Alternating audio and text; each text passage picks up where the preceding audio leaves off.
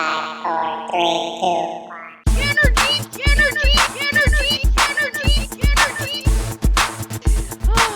Like I just screamed because of the darkness that changed.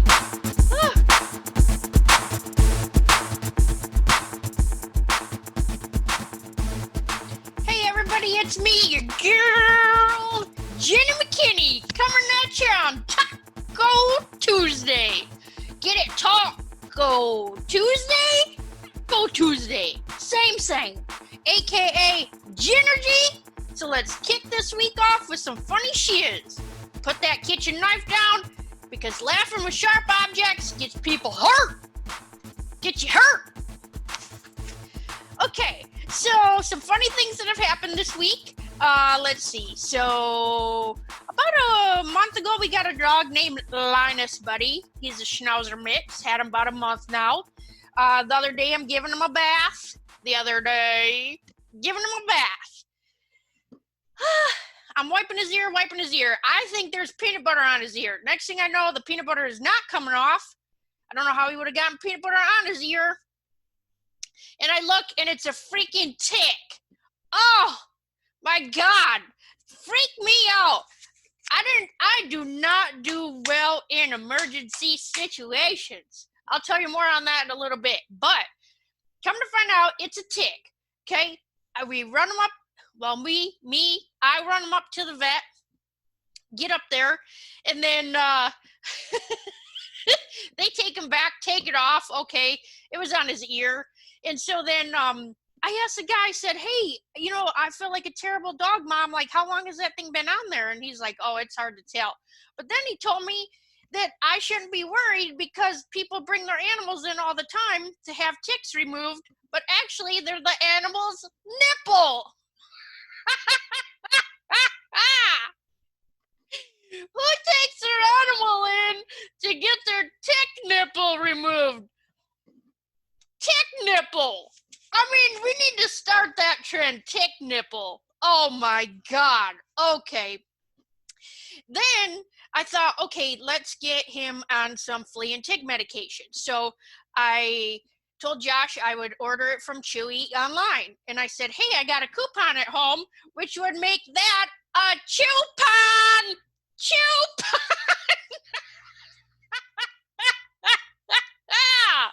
I feel like your face probably looks like the same as Josh's did right in the car. Woo! Okay, and then Josh picked out Linus a glow-in-the-dark collar, right? So it's almost like when you crack a glow stick, but you put it around his neck. And so this crackhead, he starts running around the yard with this glow stick on his neck, and it looks like it's floating out there because he's black and you can't see him anyway. But it just looks like this necklace running full blast, just wide open around the yard. Probably looks like a ghost collar out there. Woo, normal. Oh man, maybe that's what's attracting the ticks. Right on the tick nipple. Light up your tick nipple. Then did you guys see this thing online? They're selling, this one company was selling collars that you can put on your dog that every time it barks, it actually has a human recording of a swear. It's like your dog has Tourette's. Or that Ronnie Jones is out there with your dog. That's what it's going to seem like. Oh my gosh, right? So animals are super funny, but did you hear about that mountain lion that attacked that little girl? She's like 6. And then whoever she was with, it was some lady. I don't know if it was her mom or not, but the mom punched it right in the ribs. I mean, can you imagine like just seeing a mountain lion come out? Get punched right in the ribs. I totally would have done that. I mean, like I told you earlier, I don't think right in emergency situations. So, yeah, let me give you 2 different examples of that. So when Madeline and I were working out one time, this would be in Burton, Michigan, which is just on the side of Flint. And If anyone knows anything about Flint police, they don't show up too quick. Um, so keep that in mind. But we went to work out, and Spindy, my mom, had a broken ankle. So the day before, she told our daughter, hey, be careful, case you ever break your foot, you can't drive a stick shift.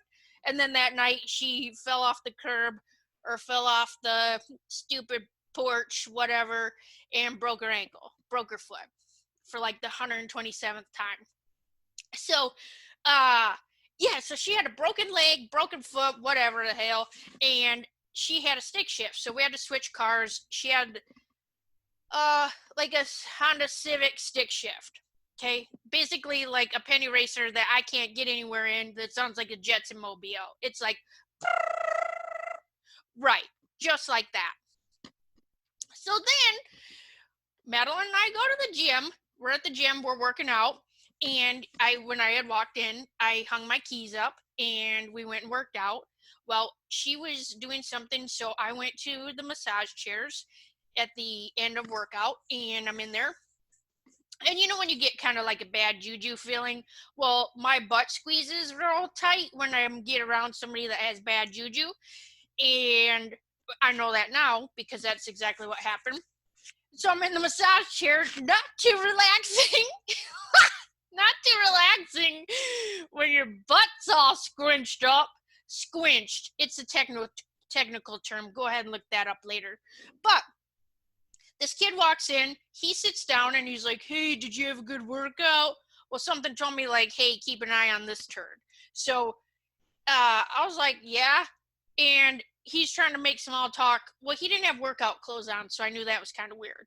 Well, he said, hey, is that a cop out there? And there was plastic, like that crackled plastic that you can't really see through. So I look over and I'm like, oh, I guess so. He's like, I think it is. I could see his gun, which was weird because you can't see anything through that. So I don't know what he was saying. Maybe he had stupid superpowers or something. And so then he walks off. So I take a mental snapshot of that turd. Well, fast forward, he didn't even wipe his massage chair down, which was disgusting. So I take a mental snapshot of this turd. He walks out. Okay, so then I finish up my little massage and walk out. Well, as Madeline's walking towards me, I can see the keyboard. Not keyboard like, doot, doot, doot. I'm just talking like board that your keys are on. Well, when I looked, Spindy's keys were missing off of that. So I just automatically freak out. And Madeline's the calm one. So she grabs my arm and she's like, calm down. So I calm down and then I look out because I can see where the car is. Well, the car's still there. And she said, maybe somebody just grabbed him and threw him down in the locker room. So we walk over to the locker room. And then something tells me, hurry up and get out to the car. So I come running out to the car and Madeline's running with me and I see that turd in Spindy's car. Okay. The only reason I'm panicked is because my purse is in there and I just had a jewelry show that had, I'm saying jewelry, not jewelry show, jewelry show that had like $2,500 on this debit card that I was not paying for. So that was shoved under the seat. And so I come running out screaming, hey, get out of my car. And Madeline comes running out. Her hip pops out. So she's running like some crackhead all hippity-hoppity out there. And he threw the keys down in the car and then got into his girlfriend's car and left. Well, there's only a one way. So you have to go out around the way that the cars come in because it's just a one way. He didn't want to break the law, I guess, but he'll break into my car. I'm not sure. So I see he's stolen my purse, but he did throw the keys. So I did scream, hey, bless your heart, because that was nice that he had left the keys. I mean, we would have been super screwed if he didn't. So then, because I don't make good life choices here, I tell Madeline, hurry up and get in the car. So I bust out the one way, or I'm trying to. I start the car and I try to floor it, but because we're in a stick shift Honda Civic, we're like, but then I stalled out, looked like a turd. So I go out the one way, and now that it's a red light, both lanes are turning left. So I'm about to come up on this on two wheels. So the light turns green and I come peeling out. Now I'm about to rub his mirror, and I'm screaming, "Hey, you got my purse!" And he looked at me like this crazy bee. And I'm screaming, "You got my purse! I'm calling the cops!" And he's like, "No, man, no, I don't got your purse." But I could see him digging through it. And I was like, "Hey, give me my purse!" So he literally, I am so close to him, he handed me my purse back out the window. And I told him, "Hey, I'm calling the cops." And so finally, I handed it to Madeline. He had taken like $7 cash. And so I was following him. Well, something told me, like, "Hey, stop following him because you're going to end up at his house." Because his girlfriend was driving. She's just over there, like, ignoring me, just smoking her little half-ashed cigarette. Nasty. And so yeah, so I pull off, we call 911, I tell him what happened. She's like, okay, so I'm sorry, you said he gave the purse back out the window?" And I said, "Yeah." So as I'm talking to her, of course I sound like a little kid, you know that. And she's like, "Okay, can you give me a description?" I said 5'8", 180 pounds. He had a red t-shirt on, boating shorts. I don't know, he's wearing those to a gym. And she said, "Okay, was he, black, white? What nationality was he?" I said, or I said, "Yeah." I said, "No, he was Hispanic." Well, she was trying not to laugh. Then she told me to go back to the gym. So I go back to the gym. We're waiting there a while. We know, like, hey, we're on the side of Flint. Burton cops aren't coming any quicker. So we pull over, and most of you that are on this, listening to this, you know that, like, I'm really black. I'm just in the wrong body. I'm in a white girl's body. I call it trans ethnic. It's fine. We all know it. So when the cops come up, they were like, "Oh my gosh, are you the girl that chased that kid down?" And I said, "Yeah." He messed with the wrong black girl, which they didn't even know what to say. They were so confused. Oh, but that was kind of scary because actually, at some point, I guess my face could have actually gotten shot off. So that was probably not a good life choice. And then another time, Spinny and I were on our way to church. We were going to Detroit, church out in Detroit, in a really bad part of Detroit. And I had just looked down and I thought, dang, I'm not even going the speed limit. So I sped up. I was going 45. It was a 55. And as soon as I hit 55, I was in Ortonville, right outside the boat bar, which is like, I don't know, it said that like Kid Rock hangs out there, but it's literally a boat bar. Like, you drive up on your boat and it opens at 6 a.m. and you can drink and get wasted and then apparently leave on the lake. I don't know. So as I'm 55 on this 2-lane road, this girl runs out screaming that she's being kidnapped. So I slam on the brakes because I almost hit her and killed her. So probably not a good choice, because if she was being kidnapped, she's about to get killed. And then, so what do? I tell her, I unlock my doors and I tell her, "Get in the car," which she could have totally been like a carjacker, you dummy. So she gets in the car. As soon as she gets in, she's high enough for both of us. Now I'm high. I'm trying to figure out what do. I can't think right because she smokes so much weed and it stinks. And so what do? I make the awesome choice of turning left onto a dirt road where nobody is located and no one's out because it's, I don't know, 8 o'clock on a Sunday morning. And so I turned down this dirt road and I'm thinking, okay, there's no sheriff's station out here because they just have a substation and no police force out here. So I call 911 and I say, "Hey, I think this girl's being kidnapped. I'm going to stop at this gas station. Can you meet me here?"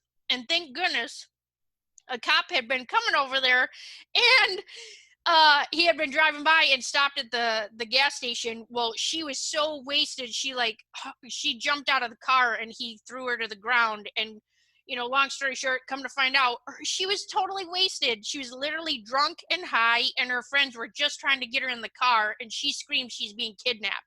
So I, stupid Jenny, had told her to just get in the car like a dummy. I could have been shot in the face again. Of course, this juju and all my booby rock should have protected all that. Oh man, let's make some better life choices here. So I just wanted to share that funny stuff that's been happening. Oh, and I don't know if you saw on Facebook or not. If you haven't, Josh shaved his beard for charity, and him and his buddy at work raised over $1,500 for a girl that needed a little baby that needed a heart transplant. If you'd like to participate in that, the link is on our Facebook pages. She's like 2 months old. Poor little nugget, had to have a new heart. They're trying to raise like $50,000 for her. So he looks like a new man. He went and got new glasses, and he's looking pretty good. Oh, but speaking of glasses, oh my gosh. One time I called for my eye appointment. The lady's like, "Hey, little girl, did you need that for after school?" What the hell? That was like 2 years ago. Make me sick. Then when I got to the eye appointment, they're like, "Hey, how long did you wear an eye patch?" What the hell? I was not a pirate when I was growing up. Maybe if I needed a helmet, but I did not have an eye patch. Get it together. Okay, a few things. Energy's crazy right now. Mercury is retrograde. Gonna play pinball at the arcade. Put more booby rocks, or put more rocks in my booby holder. If you need to cry, grab a shoulder. That's where we're at this week.